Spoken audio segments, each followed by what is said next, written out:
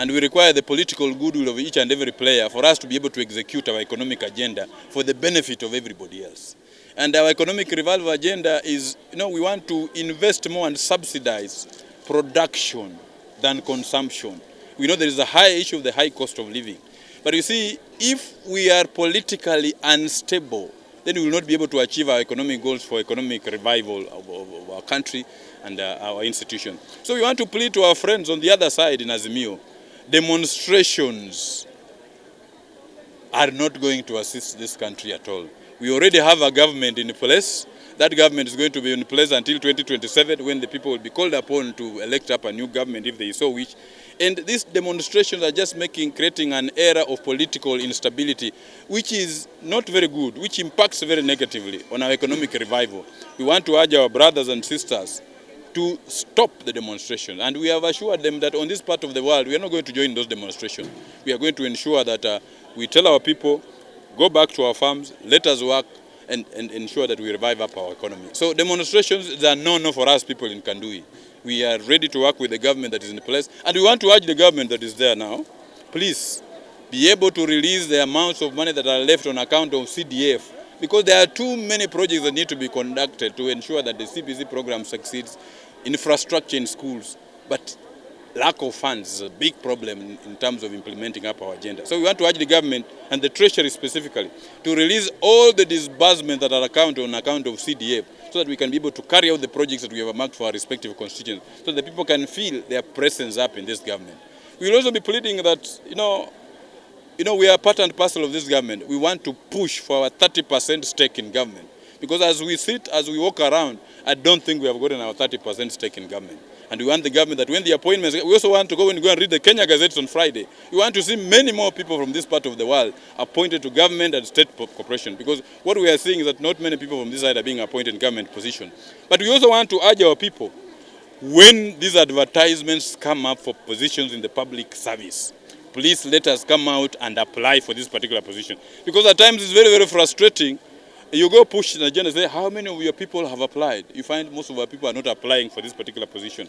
So let our people, because I know we have a huge resource base, let them come out and apply for this position if and when they are advertised. Because nobody is just going to pick you from your house and give you a job.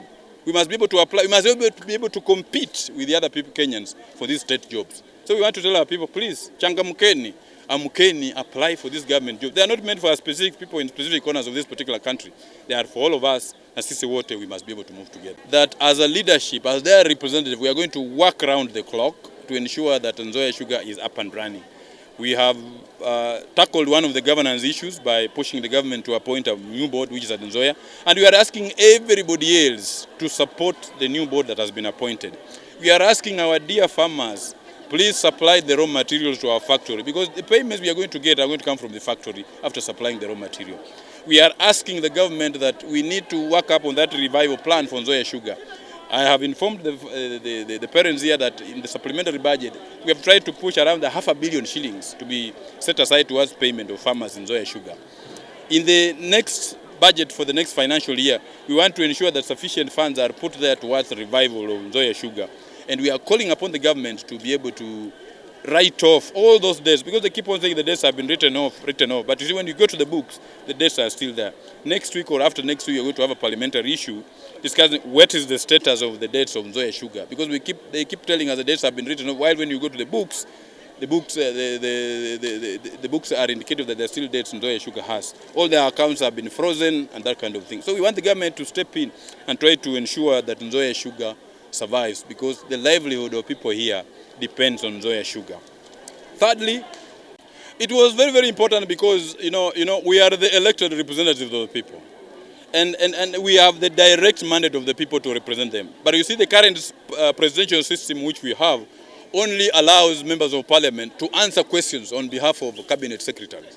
But you see, we want cabinet secretaries to come to the house so that there can be that accountability, those checks and balances. So that instead of sending Makali as a member of Justice and Legal Affairs Committee to bring an answer on behalf of the judiciary, we wanted the chief registrar of the cabinet secretary to come and answer those questions directly. Because we are representatives of the people. We are not part and parcel of the executive. So we want the executive to be coming in the house to explain out the agenda, the questions that are there. It will be very, very critical for purposes of oversight and having checks and balances on government so that we can have an accountable government. Here to officially launch the Kanduyi CDF bursary fund to the beneficiaries who have undergone a process of vetting. In total, the amount of money which we have allocated to bursaries for our constituency this financial year is a sum of Kenya shillings 38 million. We are giving day schools, secondary schools, and universities and tertiary institutions. For each and every student who has been successfully vetted, they are going to, in a day school, they are going to be given a sum of Kenya shillings 5,000 as a bursary to enable them, continue with their studies. For those ones in secondary school, we are giving them 10,000 shillings to enable them continue with their studies. For those ones in tertiary institutions and universities, we are giving them a sum of 12,000 shillings. The whole sum for this particular constituent, for this particular ward, is a sum of Kenya shillings 4.3 million shillings. That is for Bukembe East Ward. That sum is divided in secondary schools and universities. And we are urging the parents to maybe also do their part also in terms of supporting these students so that they can be able to carry on with their studies. We are pleading with the teachers. As a vision in Kanduyi, we are saying we do not want any student who is in Kanduyi constituency to fail to go to school because of school fees. We are going to work out ways and means of initiating up a constituency scholarship that will be able to take care of the bright and needy students to enable them have their studies, because education is priority number one in our development agenda for this particular constituency. Equally, we have pleaded with the teachers that please let the students remain in school. It is not the responsibility of students to look for fees.